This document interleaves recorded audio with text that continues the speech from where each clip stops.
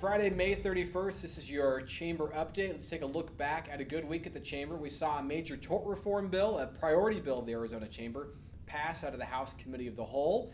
This dealt with class action lawsuit reform. Lawsuits tend to be the most expensive and the lengthiest in the litigation process. We see good progress there.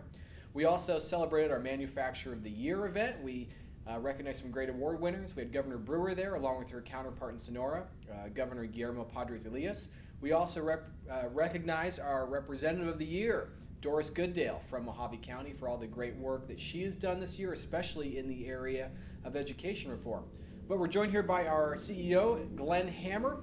Glenn, today's a great day because this is the end of the temporary sales tax that was Prop 100. What are your thoughts on that? Promise made, promise kept. When the governor proposed her 3-year 1-cent sales tax increase 3 or so years ago, she promised that this would be a temporary tax increase, and it was done during the teeth of the recession, where the state's expenditures simply didn't even come close to meeting the receipts. I think as this per capita of our state budget, we had a larger deficit than pretty much any other state in the country. That sales tax increase helped pay our bills for our vital programs such as K through 12 education and our universities. But right now it has gone away, and guess what? We have a balanced budget. We also have an economy that's humming, because as part of that package, and this is important, Garrick, as part of that package, as part of that sales tax increase, it was tied to a whole bunch of tax reform vital for spurring business creation in the state. And what's happened? We're now, according to Chief Executive Magazine, the sixth best state in the country in terms of place to do business. That's up from 10th spot a year ago, and we weren't in the top 10 a couple years ago. So we're on the move.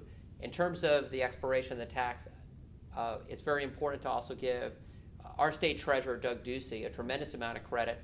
He led the effort to fight Proposition 204, which was really falsely sold as a simple permitted extension of Prop 100. It really wasn't that. It was actually $1 billion a year tax increase that had a whole bunch of new expenditures that had nothing to do with education, and virtually all the money for education had nothing to do with reform. So here we are today, balanced budget, economy humming, a governor that has kept her promise, a governor that is also working very hard to make sure we have increased funding for proven education reforms. And the state chamber, we're fighting very hard for those, and we expect to see some good results. Glenn, thanks very much.